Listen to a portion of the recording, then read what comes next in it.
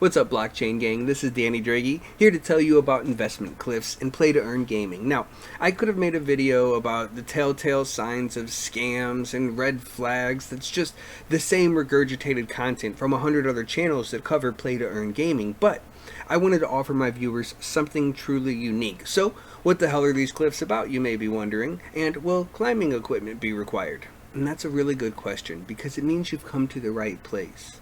And no, it's not that type of cliff, dummy. Investment cliffs are a term I coined for large increases in profit for large investors within play-to-earn games when compared to the investment of smaller players. There are many different ways that developers can implement these cliffs, and unfortunately it's not always easy to spot them unless you do a ton of research or have actually already started playing the game. More on that later, but I'd like to imagine a fair play-to-earn game is one where all players earn a similar return on their investment based upon their skill at the game. So equally skilled players with an equal initial investment that started playing at the same time should see similar returns. However, if someone invested 10 times more than you did, they should see returns that are 10 times greater than yours approximately. This is a linear reward structure. On the other hand, we have games that reward entry-level investors very little, if at all, while skewing the returns for their top investors to attract as many whales as possible. So if I invest 10 times more than you did, I could be earning 20 or even 30 times more than you while playing the exact same game at the exact same skill level. It's almost like pay to win, but it's invest to be the best. Often with many players losing money on their initial investment to these whales by design. There are many clever ways developers can hide these aspects of a game, but we will cover those in a moment. First, I made these charts to illustrate how the rewards go with linear progression compared to the one with steep investment cliffs. As the amount of your investment increases, so do your rewards in both charts. But in the second chart, you can see that the players below a certain investment threshold will ultimately lose money in order to maximize the gains of the larger investors. What does this mean to you?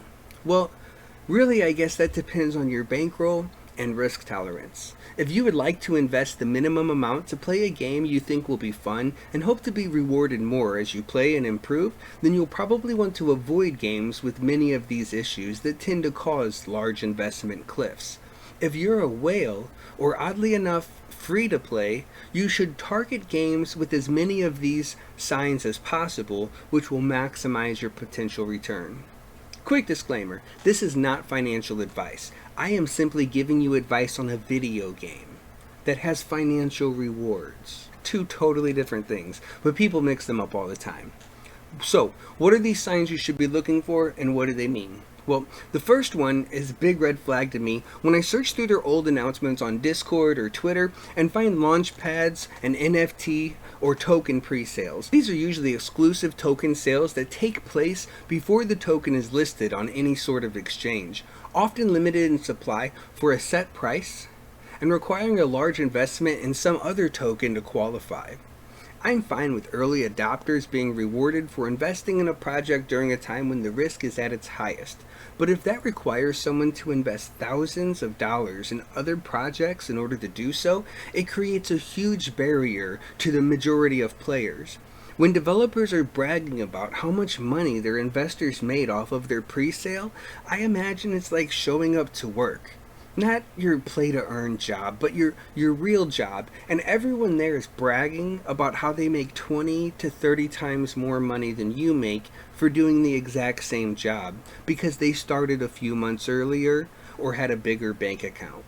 You will never be able to earn as much as they do, because for every dollar you gain in wages, they gain 20.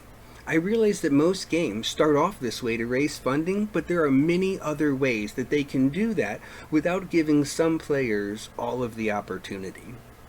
Another sign of large investment cliffs are many different gacha mechanics that are built into the game. This isn't play to earn, unless you consider scratching lottery tickets play to earn as well. Developers like to keep small investors dreaming about that 0.01% chance of pulling some random NFT that is purposefully made to be OP in addition to its scarcity to command a higher market price. Sure, a few players will strike gold and make a ton of money, but the vast majority of players will waste their time and resources chasing these pipe dreams.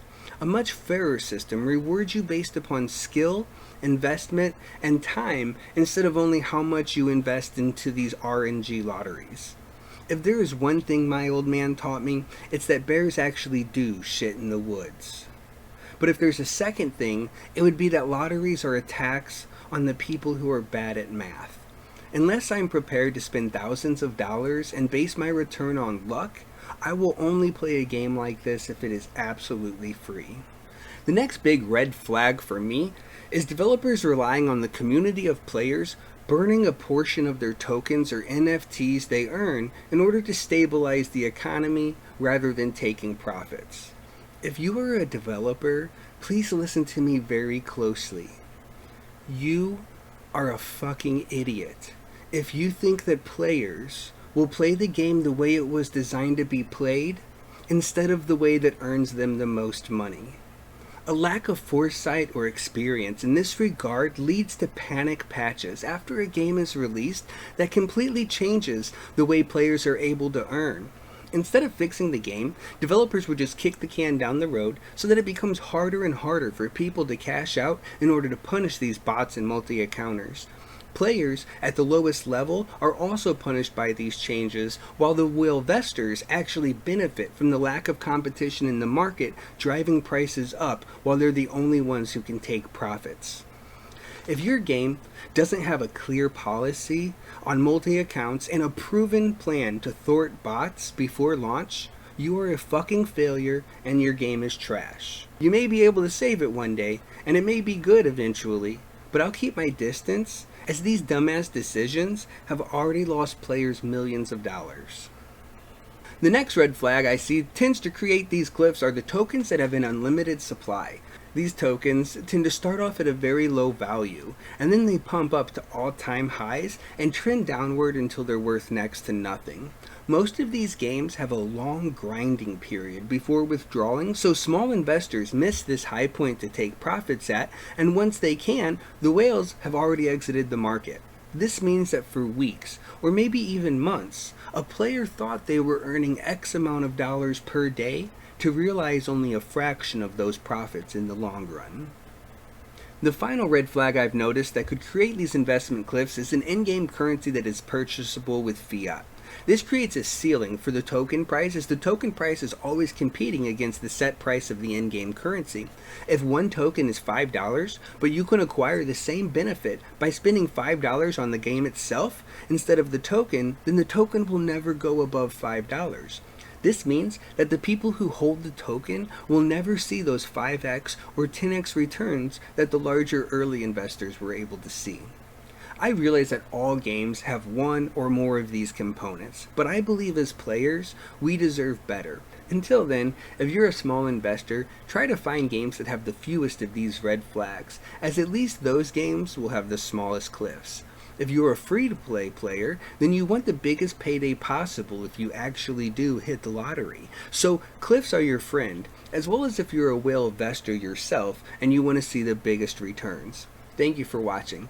If you're looking for fun blockchain games to play and earn real money, consider subscribing to the channel for additional guides and reviews. Peace. I know what you're thinking. Should I sell at $6 or only $5? Well, to tell you the truth, in all this excitement, I kinda lost track myself. But being that this is the golden age of gaming, the most powerful era in the world, and would knock your socks clean off, you have got to ask yourself one question. Do I feel lucky? Well, do you, punk?